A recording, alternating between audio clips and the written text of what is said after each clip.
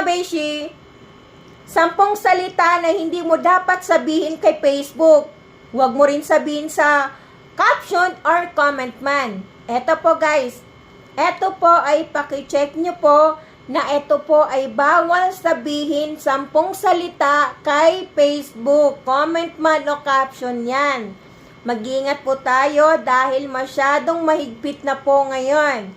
Eto pa guys, eto po ay napanood ko lang to sa ibang nagko-content, so share ko rin po sa inyo ang napanood ko. Eto po ay napanood ko po sa ibang nagko-content na sabi niya ay 10 salita na hindi mo dapat sabihin kay Facebook. Kasi po, madidemonetize daw ang account mo pag nagkamali ka po ng salitang ito. Kaya ito guys, salitang ito ay 10 salita ay iwasan mo. Huwag kang magbanggit ni isa dito sa caption mo o comment mo. Mag-iingat po tayo dahil sa panahon ngayon ay ang dami na po na de-demonetize. Ang dami pong nare-restrict po. Marami pong account na ganon. Kaya guys, mag-iingat po tayo sa lahat po ng pinupost natin. Sinasabi natin sa comment, dapat hindi po tayo nag-jejemon, nagsasalita. Dapat tama po ang spelling, tama po ang sinasabi.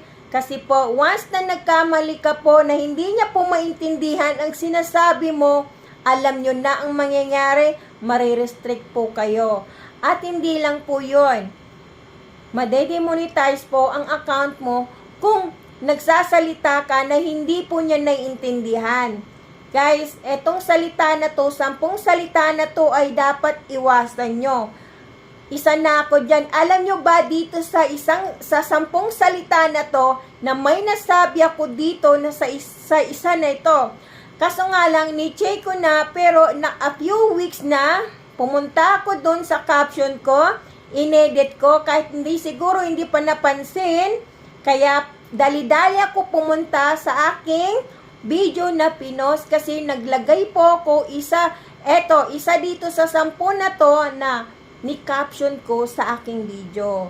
Kaya guys, kayo po ay mag-iingat po sa pagko-content at pagpo-post po at pagko-comment po. Para rin po sa inyo to. Para po makaiwas po kayo sa anuman bagay na marirestrict kayo o magkaroon kayo ng ma-demonetize po kayo. So guys, yan lang po ang sasabihin ko sa inyo. Sana po nakatulong po sa inyo ang video na to na aking sinabi na 10 salita kay Facebook ay dapat iwasan. Alam nyo na to. Kung nagustuhan mo ang video ko, paki-react naman at paki-comment naman at paki-share.